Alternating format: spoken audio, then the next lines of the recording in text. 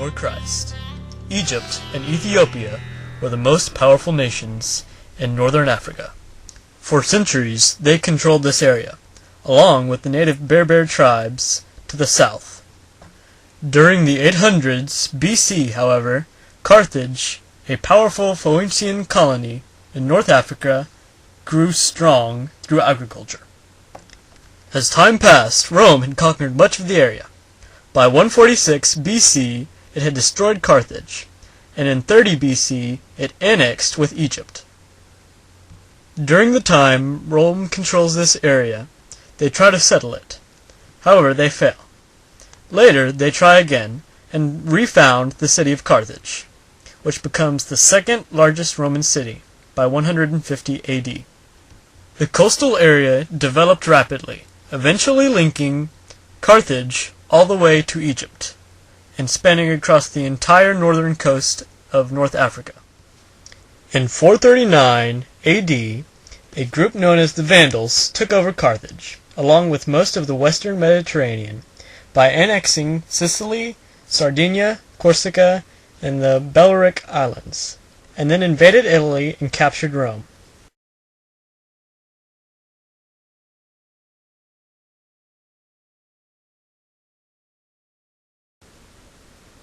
In 533, the Vandals were destroyed by a Byzantine expedition, and they controlled Carthage again.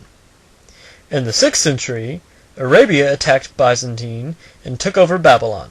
Then they attacked the large Greek city of Alexandria and fought for 14 months.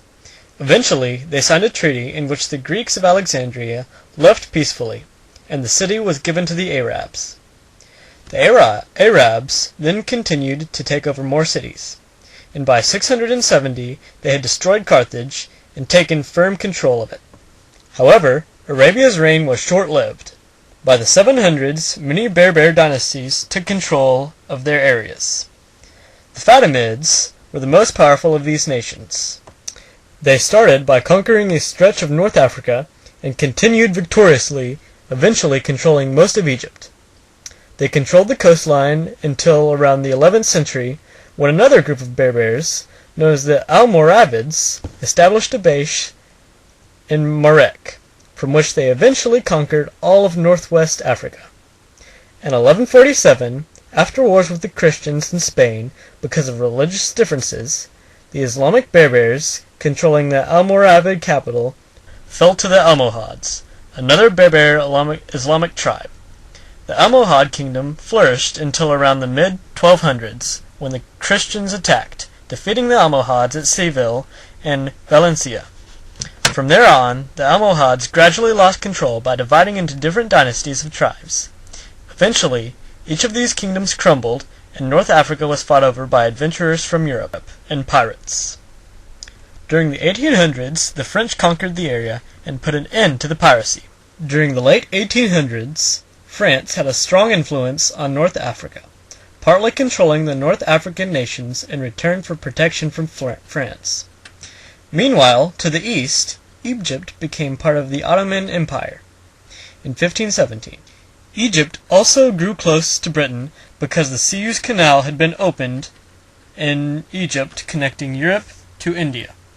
Riots in Egypt in 1882 even caused Britain to send troops to Egypt, effectively occupying the entire country in order for Britain to still have access to the Suez Canal.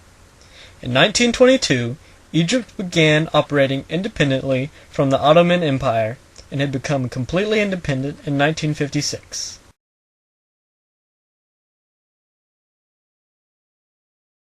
Libya, along with Egypt, was the only present-day country to gain independence peacefully.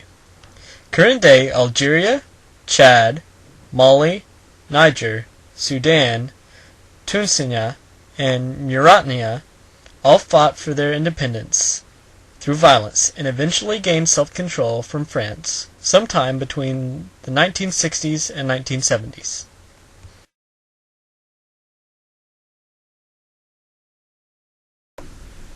This here economy of North Africa is mostly based on agriculture.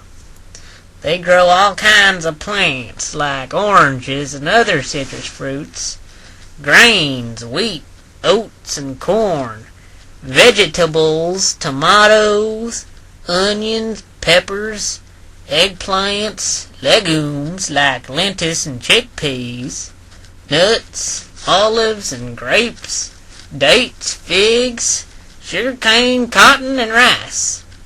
They also raise sheep, cows, goats, some poultry, camels, horses, donkeys, and mules.